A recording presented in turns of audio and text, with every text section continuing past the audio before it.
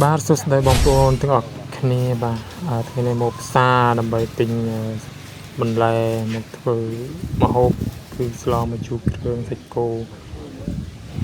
បាទផ្សារនេះគឺផ្សារនៅខាងគូបាទគូស្រុកបន្ទាយ7ខេត្តឧត្តរមានជ័យយើងឥឡូវនេះគឺសាច់យើងបានកាត់រួចហើយបន្លែក៏យើងបានកាត់រួចហើយដល់នៅបាក់ក្នុងនេះនេះគឺបន្លែមាន2បាទគឺតាមលទ្ធភាពគឺបន្លែត្រប់ហើយនឹងតកួន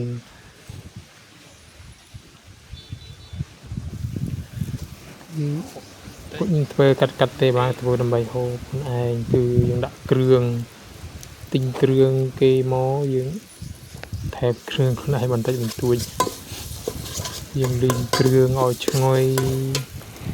ឈ្ងុយឈ្ងប់រួចលើក្រោយចាំចាប់ដើមធ្វើចាំធ្វើគ្រឿងទេសស្ករម្សៅស៊ុបតិចម្សៅស៊ុបឬក៏ពីចេកលីងច្បល់បញ្ចូល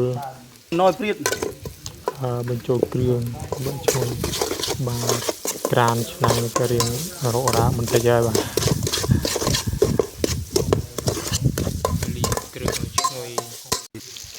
ហើយយើងដាក់សាច់ចូលដើម្បីលីងជុំគ្រឿងហើយយើងបានលីងឈ្ងុយនោះចាក់លីងឲ្យសព្វរួចក្របមួយសន្ទុះបាទឆាតែ2 3ត្រឡប់មកបិទភ្លឹបទៅមកយើងចាក់ទឹក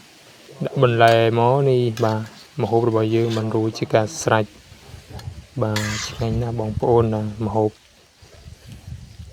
គឺជួយគ្រឿងសាច់គោយើងបង់រះព្រៅមកបាទវាមានក្លិនឈ្ងុយឆ្ងាញ់ពិសាទៅគឺឆ្ងាញ់បាទរួចជាការស្រេចយើងហូបបានទាំងអស់គ្នាបាទសូមអរគុណពុកម៉ែបងប្អូនជួយចុច like Subscribe ឬចុចជាវលើ Channel ខ្ញុំបាទមួយផងបាទសូមអរគុណ